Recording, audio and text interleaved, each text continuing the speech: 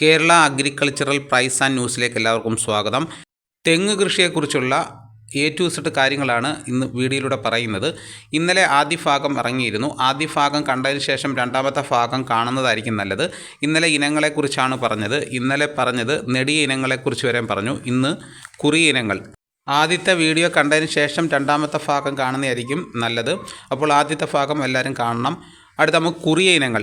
ആയുർദൈർഘ്യം കുറഞ്ഞ കുറിയ ഇനങ്ങൾ പ്രധാനമായും ഇളനീർ ആവശ്യത്തിനും സങ്കര ഇനങ്ങളുടെ ഉൽപ്പാദനത്തിനുമാണ് കൃഷി ചെയ്യുന്നത്.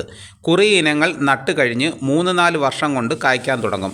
ചാവക്കാട് ഓറഞ്ച് കുറിയ ഇനം, കൽപ്പശ്രീ, കൽപ്പരക്ഷ, കൽപ്പജ്യോതി, കൽപ്പസൂര്യ എന്നിവ CPCRIയിൽ നിന്നും പുറത്തിറക്കിയ കുറിയ ഇനങ്ങളാണ്. ഇവയിൽ കൽപ്പശ്രീ, കൽപ്പരക്ഷ എന്നിവ കാറ്റുവീഴ്ച രോഗബാധയുള്ള പ്രദേശങ്ങളിലേക്ക് അനുയോജ്യമാണ്. ചാവക്കാട് ഓറഞ്ച് കുറിയ ഇനം ഇളനീരിന് ഏറ്റവും അനുയോജ്യമാണ്. ഇനി അടുത്ത സങ്കര ഇനങ്ങൾ. നെടിയ ഇനങ്ങളും കുറിയ ഇനങ്ങളും തമ്മിലുള്ള വർഗ സങ്കരണത്തിലൂടെയാണ് സങ്കര ഇനങ്ങൾ ഉൽപ്പാദിപ്പിക്കുന്നത്. സങ്കര ഇനങ്ങൾ ഉൽപ്പാദനക്ഷമത കൂടിയവയും നേരത്തെ കായ്ക്കാൻ തുടങ്ങുന്നവയുമാണ്. ജലസേചനം, വളപ്രയോഗം തുടങ്ങിയ വിള പരിപാലന മുറകൾ നന്നായി അനുവർത്തിക്കാൻ കഴിയുന്ന സാഹചര്യങ്ങൾ സങ്കര ഇനങ്ങൾ മികച്ച വിളവ് നൽകുന്നു. കേരസങ്കര, ചന്ദ്രസങ്കര, ചന്ദ്രലക്ഷ, കൽപ്പസമൃദ്ധി, കൽപ്പസങ്കര, കൽപ്പശ്രേഷ്ഠ എന്നിവയാണ് CPCRIയിൽ നിന്നും പുറത്തിറക്കിയ സങ്കര ഇനങ്ങൾ. ഇതാണ് വിവിധതരം തെങ്ങിനങ്ങൾ. ഇനി നമുക്ക് നടീൽ വസ്തുക്കൾ എങ്ങനെ തിരഞ്ഞെടുക്കാൻ നോക്കാം.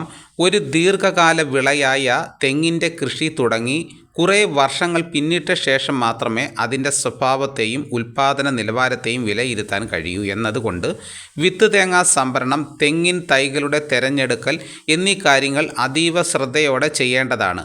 മാതൃവൃക്ഷം തിരഞ്ഞെടുക്കൽ. വിത്ത് തേങ്ങ ശേഖരിക്കുന്നതിനായി നല്ല സ്വഭാവ സവിശേഷതകളോട് കൂടിയ മാതൃവൃക്ഷങ്ങളാണ് തിരഞ്ഞെടുക്കേണ്ടത്.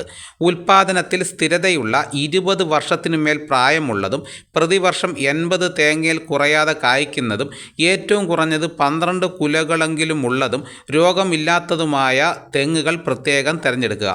ഇത്തരം തെങ്ങുകൾക്ക് കുറുകിയ ബലമുള്ള പൂങ്കുലത്തണ്ടുകളും കുറുകിയ ബലമുള്ള മടലോട് കൂടിയ 30 മേൽ വിരിഞ്ഞ ഓലകൾ ഉണ്ടായിരിക്കണം.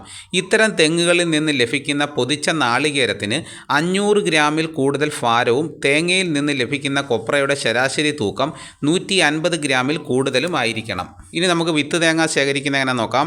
മുകളിൽ പറഞ്ഞ സ്വഭാവ സവിശേഷതകളോട് കൂടിയ മാതൃവൃക്ഷങ്ങളിൽ നിന്നും ജനുവരി മുതൽ മെയ് വരെയുള്ള മാസങ്ങളിൽ വിത്ത് തേങ്ങ ശേഖരിക്കണം. ഇപ്രകാരം സംഭരിച്ച വിത്ത് തേങ്ങകൾ മെയ് ജൂൺ മാസത്തിൽ തവാർണകൾ പാകി തെങ്ങിൻ തൈകൾ ഉണ്ടാക്കാൻ. അപ്പോൾ ഇന്നത്തെ വീഡിയോ ഇതോടുകൂടി പൂർണ്ണമാകുന്നു. ഇതിൻ്റെ ബാക്കി ഭാഗങ്ങൾ അടുത്ത വീഡിയോയിൽ. സ്ഥിരമായിട്ട് ഈ വീഡിയോ കാണുകയാണെന്നുണ്ടെങ്കിൽ തെങ്ങ് കൃഷിയെക്കുറിച്ചുള്ള എല്ലാ കാര്യങ്ങളും മനസ്സിലാക്കി എടുക്കാൻ പറ്റുന്നതാണ്. എല്ലാവരും ഒന്ന് ലൈക്ക് ചെയ്ത് സപ്പോർട്ട് ചെയ്യണം. ആദ്യമായിട്ടാണ് ഈ ചാനൽ കാണുന്നതെങ്കിൽ സബ്സ്ക്രൈബ് ചെയ്യാൻ മറക്കരുത്. നിങ്ങളുടെ അഭിപ്രായങ്ങൾ കമൻറ്റായിട്ട് രേഖപ്പെടുത്തണം. ഈ വീഡിയോ എല്ലാവർക്കും ഒന്ന് ഷെയർ ചെയ്ത് കൊടുക്കണം. മറ്റൊരു വീഡിയോയുമായി ഉടനെ എത്താം. എല്ലാവർക്കും എൻ്റെ നന്ദി.